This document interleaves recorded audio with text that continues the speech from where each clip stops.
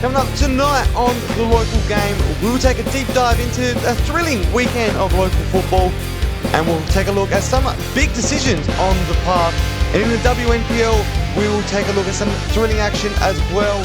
And in celebration of Female Football Week, I head down to Adelaide Atletico to catch up with Creenagh Fay. Welcome to The Local Game for another week of the show. We thank you for joining us on Keko Media YouTube or Channel 44, wherever you're watching. And we thank you for joining us for episode 12. Can't believe this week I'm back again with someone who played in a winning game on the weekend in State League 2. My co-host, Alessio Carocci. Good to have you back, mate. Good to be here. Lucky you didn't have me last week when we got a bit of a big loss. So finally got me this weekend. It's a good win we can talk about. I only get you when you're in a good mood, so that's why I picked it strategically this week. Yeah. No, it's good to have you, mate. Last week you did get a start. Unfortunately, you didn't get the win, but you did get the win this weekend. We'll talk about that later in the show. And you guys were very excited after that win. Absolutely were. Well, let's head straight into the hot topics. Number one of the hot topics this week, Female Football Week is currently in this week. We've runs until this weekend. It's a great week to celebrate female football. And what a great last 12 months we've had with female football. And the growth has been amazing. And it's great to see it being celebrated once again. Yeah, well, it keeps the conversation going as well. I mean, even in our change room during training this week, we're talking about, who's everyone's favourite female footballer? I think the club made a TikTok as well, asking us all in the raceway, which one's your favourite footballer? And it just goes to show how big the sport is becoming for women in this country, especially. Yeah, absolutely. And to talk about Mount Barker United that you just mentioned, the community team, I think it's been 10 years since their first community side for women's has played. So fantastic to see these teams now growing and becoming a bit more established in especially in the Adelaide Hills. Yeah, and as well, it's good to see as well countries as well, like New Zealand getting some attention as well with some of their players going on interstate and internationally now as well. So it's good to see that everybody's claiming the glory as well. Yeah, and we got the first All-Stars A-League team as well, A-League Women's, who are playing Arsenal. That's going to be massive. I can't wait for that fixture. Yeah, I think there's going to be a lot of interesting rivalries as well. A couple of those Matildas players in the Arsenal team as well might be coming up against some former teammates. So I think it's going to be interesting. It's going to be only a little bit torn on which team I'm going to go for, but it's going to be very exciting. Well, let's go into topic number 2. A former NPL player in Brian Cowtek, someone you played against as well in the reserves, interestingly, has just won another cup for Central Coast Mariners. Since moving there last year, he's won the grand final with Central Coast Mariners. He's won the league this season after beating Adelaide United last Wednesday, and now earlier this week he's won the AFC Cup, the first Australian team to do so.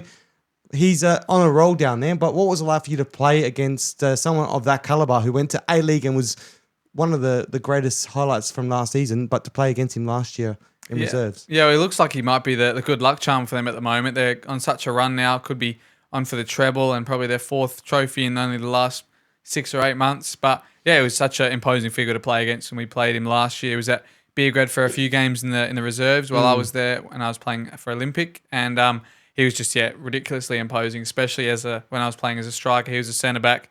He was too strong for me, too quick for me. Yeah. Could jump way higher than me, and it was like, this is impossible to play against. But yeah, it's good to see that he's having some success on the national and international stage. Yeah, well, fantastic to him. It's great to see that South Australian and also like the local Vanuatu contingent here travelled last year for the grand final. They all support each other, which is I love seeing, and some of those still that link from Brian Cowtek to local South Australian football, even though he played only a few games here, but a lot of links to some of our local fans and players at the moment. But finally, the last topic as well, a new doco is out currently. LA United's Champions in May just came out. Antonis Pagonis mentioned it in last week's Press for Time. It's now been released, finally, been a long time coming. 2 football fans created it, Christopher Adams and Tim Baker. Very well put together, and it's great to celebrate something of so big for South Australian football back in 2016. Yeah, it was just the glory days of our state that time as well. I mean, even the local leagues were doing so well back then, where Metro Stars won the NPL Australia 2014, and then straight after that, Adelaide United doing so well with even some of those players now playing in our local league. So it's good to relive those moments for sure. Yeah, we were looking back at the photos of some of the players. I remember the moments finally gone back into the rooms. I was 21 at the time, and having photos back in the event they had, and looking now, like some of those players still playing here. John Hall he just recently left from Croydon a couple of seasons ago. Then you've got Craig Goodwin, who was in that team. Mork, who's just returned back to LA United. Some of the local faces, Jordan Elsey. Yeah, Dylan Smith in there. Maroney was in there. All these players that have played in our leagues in all different levels as well now. So it's good to relive some of their prime times as well, and what was a great moment for our state. It was fantastic. I've always got fond memories of that year of recent success for South Australian football. But it was a great doco, very well put together, and it's great to finally see it out there, which is fantastic. You can check it out on LA United's YouTube page. It is a great watch, and if you were there on the day, it will bring back some very, very good memories. And anyone in the local league, the great thing about it as well, it brings back memories of someone that we know from our local game, and everyone's connected to someone in that team, in our community, which is so great. Well, let's head into this weekend's football action. Round 9 has just completed. Some big shocks. But you covered the game, Campbelltown City and Raiders. Raiders unfortunately lost to Campbelltown, but Campbelltown are back in their fiery form. Yeah, well, both teams came into the game with opposing form guides as well, with Adelaide Croatia undefeated in the last 5. They had 4 wins before that draw on the weekend against Para Hills, and they were coming into this game against the Campbelltown team, who threw away a lead against FK Beograd in the previous Anzac Day game that you covered. Yep. And coming into this game today, they obviously still missing some players due to injury or suspension, and some people would have thought maybe they would have a bit of a closer encounter, but just after that second half, they scored, I think, both their goals within the first 10 minutes of the second half, and after that, Raiders couldn't have much to reply with, and their bench just didn't have enough. Unfortunately, an injury as well has come out of it for James Boffa, hamstring injury.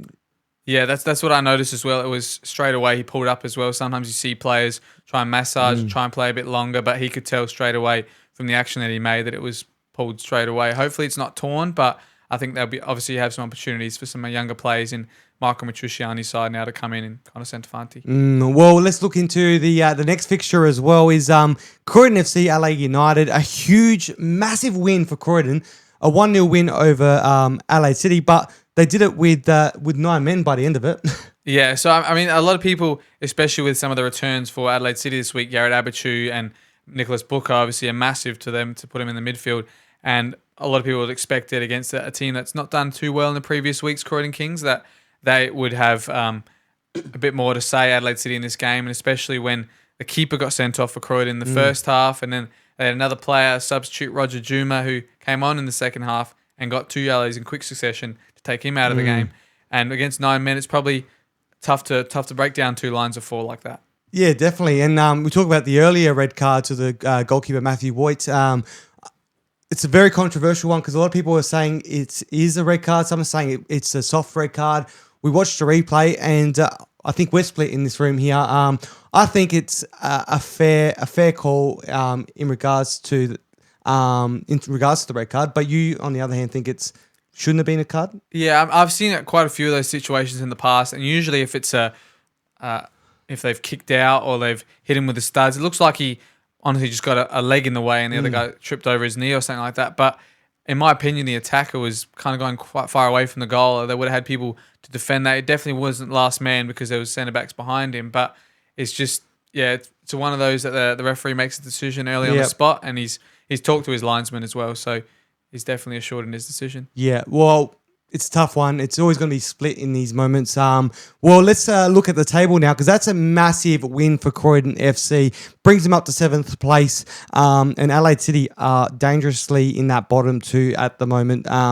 Well, it's still early days. There's still a lot of time to get out of there. But the next few weeks are going to be very, very important for them. Hopefully they can get some key players back into their squad because they are missing a couple of key players. Yeah, well, I've actually got them this week as well. Adelaide City versus Metro at Adelaide City. So that's always where they want to get their wins in front of their home fans. And I know a lot of people have seen some of the comments on the Facebook and the committee as well. They're really wanting to get this team back on track, and they've got the coach to do it, Paul Pezos.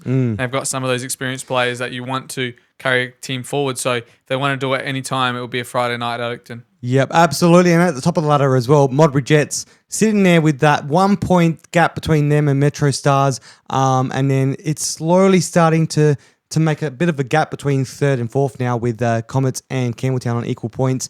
But that it's still a very tight race, which I'm loving at this early stage. I think it's a tribute to all the three leagues as well at the moment. You see the top 3 or 4 are probably in the high teens or in the 20s of points at the moment. And then from about 6 down, there's probably 1 or 2 points in between them all. So it's very close all around. Makes for exciting football and some great talk here as well, which we can't wait. Well, there's more to talk about. WNPL, we'll talk about that later in the show. Up next, is the State League. So don't go anywhere. We'll discuss some big results in the State Leagues on the local game.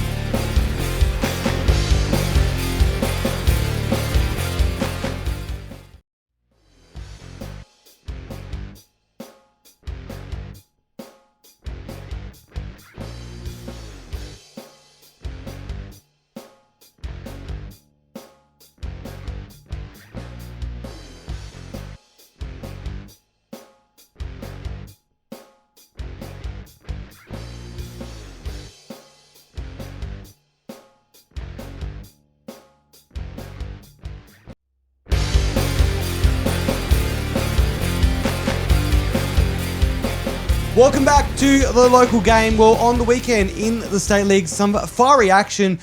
Blue Eagles, that game there against Western Strikers. 2 red cards, 1 on either side, but a big 3 points and 2 goals for Dante as well. Yeah, well, they're back to winning ways after last week. They unfortunately took one of their first losses of the season against Salisbury United and finally back to their home ground. It seems like they always score 3 or 4 goals there, and Dante got 2 of them. The other one was Cooper Mullins, the centre-back, who's back from injury as well. But yeah, Dante, and I think they were both assisted by Ricardo da Silva as well. So that combination's got to be one of the best in the leagues we've seen so far. Yeah, well, it's a great performance by them. Western Strikers, they did put that fight in, even though they were one man down for a little while. They managed to fight a little bit to get that not equalize, to get one back in. Sorry, but it was a bit of a hard ask against them. It was a very fiery clash as well. A lot of heat between the two sides. But a very important 3 points for the LA Blue Eagles, and also another big win as well for Vipers on the weekend as well. Yeah, so that game also had a red card, and for Vipers, 2 wins in a row now against Fulham and against Adelaide Victory. It's propelled them up the table out of the bottom 2 for now as well. And it was interesting to see the player who scored their goal to win it, Jordan Stephanopoulos, came on at halftime, scored the only goal of the game in the 75th minute, and then got sent off right at the end of the game. So it would be an interesting day of emotions for him there. Coming off the bench, it was one thing instead of starting, and then scoring the winner, being the hero, and then turning into the villain at the red card. But they got the result, so I guess he isn't too happy. But yeah. Yeah, well, that would have been an important win for Victory. That would have got him out of the bottom 2. Unfortunately, they are sitting there comfortably on the bottom. But it's Vipers, since they're winning against Playford 3 games ago, now they've got 3 back-to-back wins. It's incredible to see them turn things around and be able to just be on winning ways at the moment. It's just a little bit unstoppable. Yeah, I think it's probably testament to the squad that Ibrahim's got there. In the players they've had, they've been the same since last season. There have been a lot of youngsters that have been together at previous clubs as well. So I'm sure that plays a part into how their success has been. And maybe it's been a bit of a tough start. But as you've seen in other leagues as well, some of the teams that had tough starts have finally got themselves going. Another one, Sturt, getting a win on the weekend against Salisbury 2-1. And they took the lead in that, got pegged back, and then took the lead right at the end there as well. Both of them from set pieces, in fact, the Sturt goals. So it was good to see them getting back, and that's just another team that started off a bit slowly, but now they're getting some form. Well, let's look at the State League 2 now as well, where Mount Barker now, your team, are off the bottom of the ladder. You're up to 10th place. You've overcome the Gawler Eagles as well, who are on 6 points, along with the Adelaide Hills Hawks. What's the feeling like in the change rooms now after getting that important 3 points? Yeah, well, it was almost going to be quite a good run of games. We got the draw against Seaford, narrowly lost against Vista, then got the big win against Eastern 4-1, and then unfortunately last week it just all fell away and we lost 5-1 to Northern Demons. But this week, one of the first things on the board in our change rooms was, remember what happened here last time? The 4-1 against Eastern. I want to see something like that again. Not saying we have to win, but just remember what it felt like, remember what it was, and we took it to them in the first half, went 2-0 up at half time, went to 3-0 in the second half. Unfortunately, we got pegged back, a penalty, and then another goal they scored to make it 3-2. But after that, some of the substitutions we made and some of the players we had on the park could just see it out fantastically. And there's a couple of bookings in that game as well, which are interesting to see. But otherwise, it's a big feeling for us coming out of the bottom two. Yeah, and there's some footage online of you guys celebrating in the change rooms. Let's take a look at that footage now. And there's a mixture of emotions in there at the moment. Some of them don't look like they're excited about the win as much as you were, on the other hand. Well, I'm excited about any win we get, but I think maybe the ones I think you're talking about, they are defenders, and maybe they're not happy with not keeping that clean sheet for being 3-0 up, but not only that, some of the goals in the games were fantastic. I mean, our striker, Michael Weston, with probably our goal of the season so far, a swivel volley into the top corner, which was Torres-esque, we called it in the group chat. So, it's good to see, and hopefully we can keep this going. I mean, we're only a point or two away from moving further up the ladder as well, but we've got a tough game Pontian away this week. So absolutely, and Eastern United as well, an important win for them as well. Yeah, they were on a tough run in the previous weeks, especially when they came up against us and we compounded them to about 3 or 4 losses in a row. But if you looked at the start of their season, they were only narrowly losing to teams at the top of the table, like Adelaide Uni 1-0 they lost, Cove 1-0 they lost, and it just seemed the teams that were below them or near them were the ones they were struggling against. But they finally got a win, 92nd minute header from their defender Nathan Reid, and it looked like they had some big celebrations in their change room as well, with the water flying everywhere and the Saints go marching in, chanting out the change room. So, yeah. Well, let's take a look at the final one. The final state league is the Women's State League, Go Sunny Solar WSL. Campbelltown City on their fiery ways, 6 from 6. Their goal difference at the moment is at 40 plus 41. But they're sitting comfortably 5 points ahead of Adelaide Jaguars. So they're putting themselves in a very good place early on in this season. A very massive win for them. Yeah, well, I think it's just a testament to the mixture of experienced talent that they've had there, who's come from other women's NPL teams. And then they've got some youngsters as well who probably were floating in between reserves of other WNPL teams, or maybe sitting on the bench for other teams in the WNPL. But now they've come all together in a WSL team, a big team in Campbelltown as well. I mean, back in the day, they were always in the WNPL contesting with Adelaide City Women's as well. So for them to be so strong this year and they've finally got that core together, that looks like it's going to be proving fruition.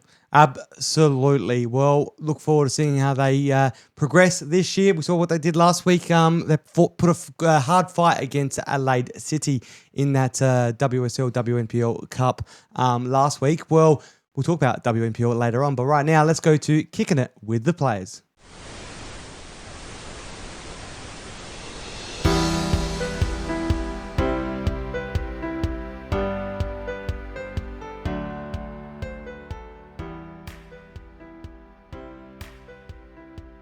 South Adelaide.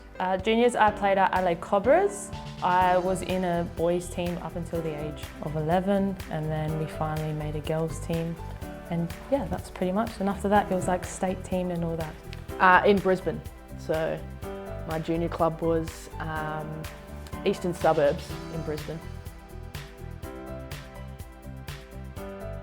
I got to go to Vietnam and play for under 14s Australian team. With the likes of Alana Kennedy and a couple other girls that are Matildas now, so that was definitely memorable. Probably winning the under-17s league, that was awesome. Going undefeated for the season, I reckon we did, so that was pretty cool. Probably just playing, like having that sense of community at Cobras. It was like a family, so playing with like people that you were cousins with, family with, and just enjoying football so much as a kid. You have no worries, you're not playing for any like titles or anything, you're just playing for the love of the sport. So that was quite memorable as a kid as well.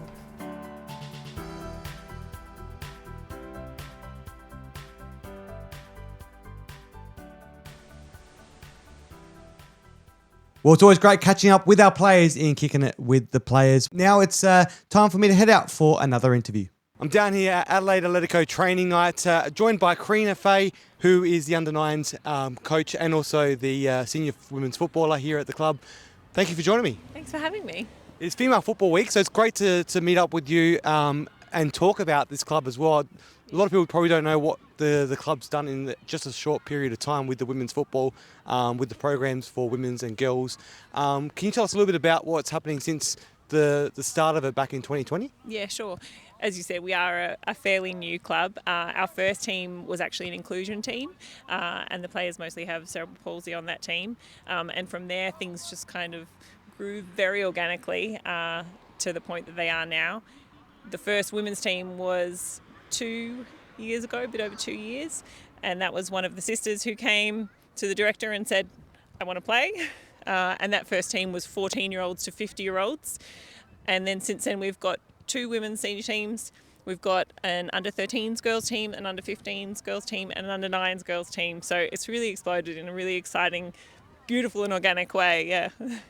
With you, you're also, like, as I mentioned, you're the senior women's footballer, plus you also coach the under-9s.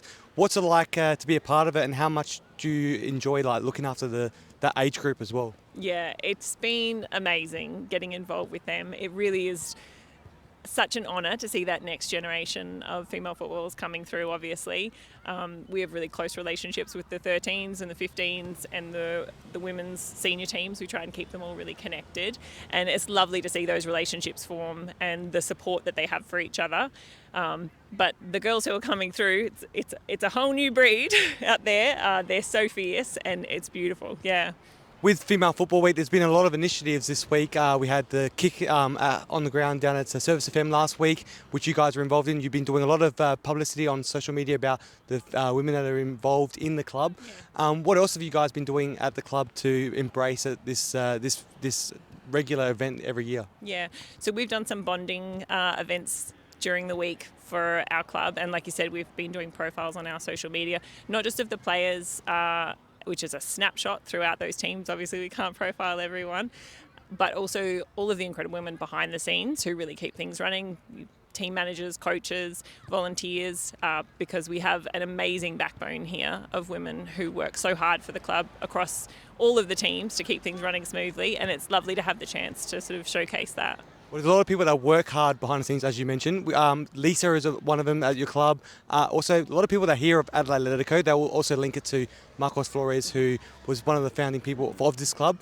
What's like someone like Lisa and also Marcos, what kind of influence do they have on the women's and girls' side?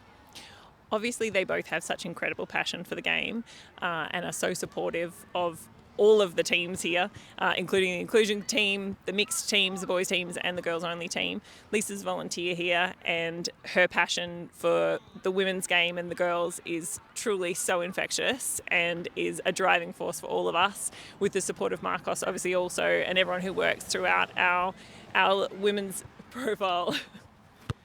Women's leadership program. We have great support here from men and women, obviously. There's a lot of men here who do incredible things to support the women's program as well, and the girls, and we couldn't do anything that we manage here without all of those people behind the scenes. And we'll see how many cars come into training tonight. There's a lot of cars around here. What's it like with the facilities you have for the club, what's it been like to be able to get to this point for the club? Yeah. These lights for us are fairly new. It was a long time coming for those, so it's been a bit of a juggle so far, and obviously with the quick growth of the club, it has been a challenge at times to accommodate all the teams that we have now. It's a work in progress always. Yeah. You mentioned just before about the inclusive side at the club. It's great that you guys are looking after that side of football players as well and have an opportunity for those players. Most people probably don't know that in that inclusive side there are a couple of Pararoos that are representing us on the national stage. Can you tell us a little bit about how important this is for the inclusive? Yeah, so one of our main pillars of the club is inclusivity, which is hugely kick-started from that first team. They're absolutely the heart of the club. We had an internal match against them the other day, and they are a force to be reckoned with, absolutely. Like you said, there's a couple of Pararoos on that squad, which is incredible, but amazing footballers and an amazing opportunity to get to interact and work with them as well, because their love for the game is admirable. It is brilliant to see that. Well, thank you for joining me, and I hope you enjoy the rest of Female Football Week, and we look forward to seeing what Adelaide Atletico can do in the future. Yeah, thank you so much. Thanks for having me. Well, we're very close to wrapping things up. Don't go anywhere. On the other side, we will talk WNPL and the upcoming fixtures for this weekend. That's all to come on The Local Game.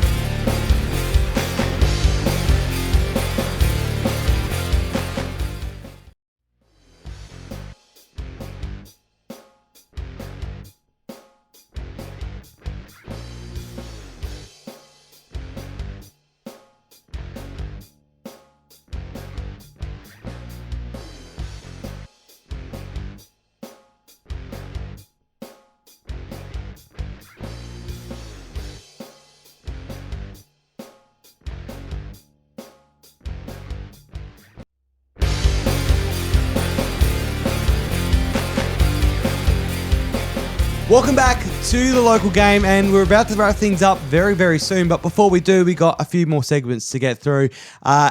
Alessio, well, WNPL on the weekend for the first weekend of Female Football Week. Some great football on hands as well. Comets got a massive win, but West Adelaide 4-0 a 4-0 win over Adelaide City. Hat-trick from Quigley. Great performance from West Adelaide. They're just a really good team this year. Yeah, aging like fine wine, Rachel Quigley, just scoring every year, scoring hat-tricks and always near the top of that scorers chart. But yeah, a couple of derbies. The City versus West Adelaide derby is always a big one in the men and the women. And it seems like Adelaide City have been on the losing side in one of the first times I've seen, especially in this derby. The other one was two southern clubs, Sturt and Flinders, played out a 0-0 draw, but apparently it was very close. There was a penalty missed in that game, or saved if you talk to the Flinders players. But yeah, otherwise that is usually a feisty game as well. I think there have been rivals for the first few years that both these clubs have had women's teams now as well. So yeah, it's interesting to see. It is fantastic. Well, we quickly mentioned about West Adelaide as well. The teams come back this year. We got some great players that they brought in, but they brought back Quigley, who left halfway through last season, and also with Nicole Blacker, who was away all last season. It's got that great feeling back at the club again, and back in their winning ways, and they're a little bit unstoppable at that top of the ladder with a couple of others just close behind as well, or close around them. Sorry, but it's making for great football. Yeah, I mean that's what they always say, when you bring the band back together, something's going to happen. And they obviously got another big game this weekend against Adelaide Uni. It's going to be two teams opposite ends of the spectrum in their season so far, and you might see a bit of a larger win for them and trying to boost their position on the top of that table a bit more. And Salisbury Inter, they unfortunately lost 3-0 to West Orange Bacala, who this year are very, very good. They're staying up the top there with the Comets and West Adelaide. We'll take a look at that ladder now. Is all three on 13 points, 4 wins and 1 draw, 1 loss for each of them. It's just that goal difference is setting them aside. West Adelaide, they got that plus 14, and then 4 ahead of LA Comets, and then only West Torrens Bacala are on plus 7. So a goal difference is just making that difference. Yeah, and especially it's going to be difficult this week with West Adelaide obviously playing that game against a lower opponent, Adelaide Uni, while Bacala and Comets play off against each other. So it's going to be an interesting one to see who can keep their title hopes alive and who can stay with the leaders at the moment, or who's going to fall into the pack. Well, yeah, let's look at the upcoming fixtures for this weekend as we head into round 7 of the Go Sunny Solar WNPL. You did mention the LA Comets and West Torrens Bacala. That's going to be my game to watch, I reckon, this weekend. Keep your eyes on that one, because that could set aside the top of the table a little bit to add that little bit of a gap. Just as we said as well, I mean, an easier game, as we'd say, for West Adelaide, hopefully, and those other two are going to try and keep their place at the top there, following in that game as well. And obviously the bottom two as well, Sturt Lions and Adelaide Uni, are going to try and get some wins as well now as well. Well, let's head into the RA NPL SA as we head into another round this weekend. It is getting to the tasty side of the football. Round 10 now, double digits. Big game on Friday night is Adelaide City, Metro Stars, a massive clash. Looking forward to that fixture, and also the same Friday night fixture as well with South Adelaide and Adelaide Olympic. That could be a fiery clash as well. Olympic obviously undefeated in the last couple, so they will want to try and get back a win on the weekend. What's your thoughts, and what do you make of it? Yeah, well, those are the three teams that are fighting at the bottom of the table. You've got Adelaide City, who are down there, who don't want to be down there for long. Adelaide Olympic have been clawing their way back the last few weeks, and South Adelaide there as well. So at least by the end of that night and by Saturday, you're going to have a bit more of a picture of where those three stand in the terms of the table. But Metro Stars, they're going to want to get back to winning ways and get a bit of a run going so they can chase Modbury Jets. Otherwise, a couple of big games in that league that are going to be some defining ones. At this time of the year, especially with how close the league is on both ends of the ladder, it makes a great weekend of football, and you never know what to expect at the moment. Yeah, well, we're only, as you said, just 10 games in now, and you can already see some of these title charges forming and top 6 battles forming as well. But it's going to be interesting to see. I think there's a transfer window that comes up soon as well. So some of these teams who might be having not the best favourable seasons might be getting some players in from lower leagues, or players not playing at higher levels, stuff like that. So it's going to be interesting to see that as well. And with this Adelaide United team as well, with a couple of players who might be fringe A-League players who might come down, and see which ones can stay there as well. Yeah, well, we now they're at the end of the A-League now, so we will see a few of those players having a rest and maybe return once they have that. I think it's 4 or 5 weeks have to have a rest before coming back and playing NPL football. But some of the players who are able to play, there's some play on the weekend as well. You got Austin Ubi, Barnett, Luka Jovanovic, Madunha, Yal, Cox, and all that playing in that game against Comets. So it's huge a huge time of the year. This is where Adelaide United sometimes might take a dip or come back up firing and get those extra points back that they lost earlier in the season. Unfortunately as well for some clubs, especially in Adelaide United's case, that they're not in the Australian Cup preliminary rounds at the moment as well, the Federation one. So it's going to be interesting to see what these teams can do with packed schedules like that. Having a game on Tuesday, Saturday, having a bit of a break, another game might be on a Friday. It's not as much recovery time as you'd hope. Absolutely. Well, let's head to Press for Time, which has a bit of a cup feel this week. Antonis Pagonis from Front Page Football with Press for Time to cover this week's action in the Australia Cup qualifiers.